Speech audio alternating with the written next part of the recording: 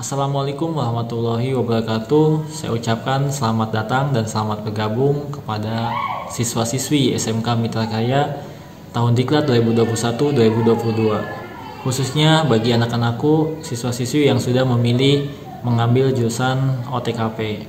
Pada kesempatan ini, pada masa pengenalan lingkungan sekolah ini, saya akan menjelaskan apa sih itu OTKP. Ya, sebelum itu, saya ingin bertanya dulu, bagi kalian yang sudah mengetahui apa sih itu OTKP, ya kepanjangan OTKP itu apa sih?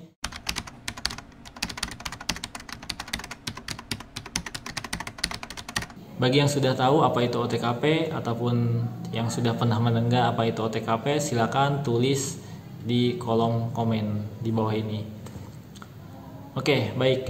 Pada kesempatan ini saya ingin menjelaskan OTKP. Jadi di OTKP itu kalian akan mempelajari suatu kompetensi yang dimana akan disiapkan untuk menjadi seorang sekretaris di sebuah office, ya.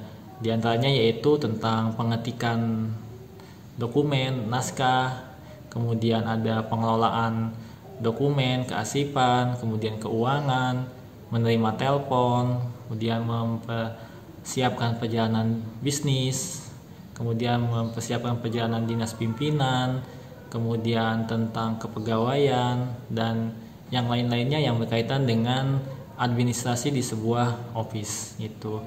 Kemudian bagaimana sih peluangnya untuk nantinya ketika sudah lulus di SMK dengan jurusan OTKP ini?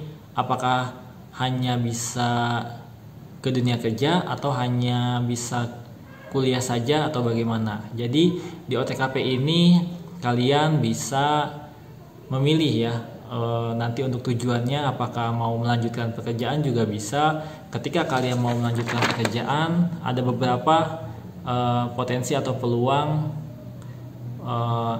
posisi atau bagian yang akan kalian tempati. Pertama di sebagai sekretaris, ya. Jadi itu yang intinya. Kemudian sebagai petugas administrasi baik di sekolah, di kecamatan, di instansi, di desa dan lain-lain.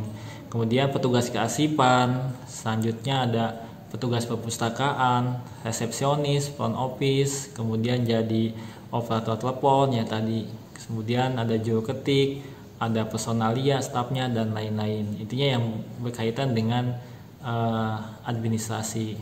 Kemudian jika kuliah, apakah bisa melanjutkan kuliah? Tentu sangat bisa, ya. Jadi untuk peluang kuliahnya yaitu diantaranya kalian bisa mengambil pendidikan administrasi perkantoran. Jadi untuk lebih lanjutnya untuk OTKP ini bisa nanti ada khusus, yaitu khusus sarjana administrasi perkantoran.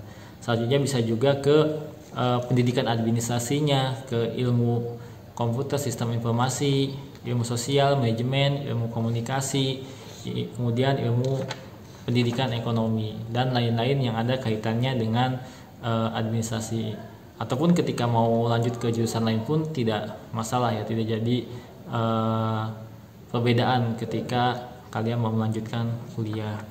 Kemudian untuk di usaha, kalian juga ketika kalian mempunyai modal, tidak ingin untuk melanjutkan kuliah ataupun bekerja, kalian ada modal untuk membuka usaha, itu sangat bisa.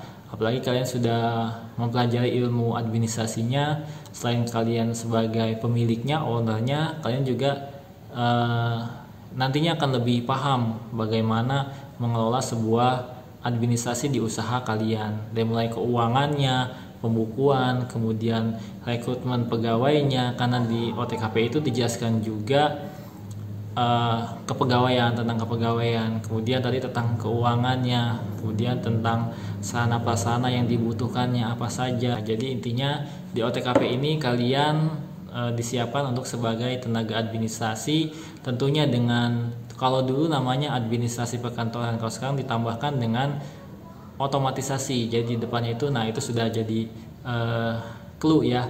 Bagi yang tadi kalian jawabannya itu depannya O-nya itu otomatisasi. Jadi administrasi di sini mungkin yang dulu itu administrasinya manual, ya, tulis tangan, ketika keuangan tulis tangan, ketika mengarsipkan juga tulis tangan manual, dengan kurikulum 2013 ini diganti namanya dengan otomatisasi ya. Jelas di sana ada perubahan dan ada pemanfaatan teknologi untuk menunjang kinerja seorang administrasi gitu, seorang sekretaris di sebuah perusahaan. Jadi nanti akan dipelajari juga administrasi yang manual ya, yang tradisional yang dulu, dengan administrasi yang sudah diotomatisasi, sudah digabungkan dengan pemanfaatan teknologi yang ada, sehingga sebuah pekerjaan administrasi yang dilakukan akan lebih efektif dan efisien untuk pengerjaannya, karena ada tadi pemanfaatan teknologi. Nanti ada pengetikan cepat, kemudian ada e-filing system ya untuk pengasipan elektronik, kemudian ada keuangan juga sudah menggunakan elektronik, kemudian yang lain-lainnya. Kalau dulu telepon itu hanya sebatas telepon ya, telepon genggam ataupun telepon rumah atau office ya.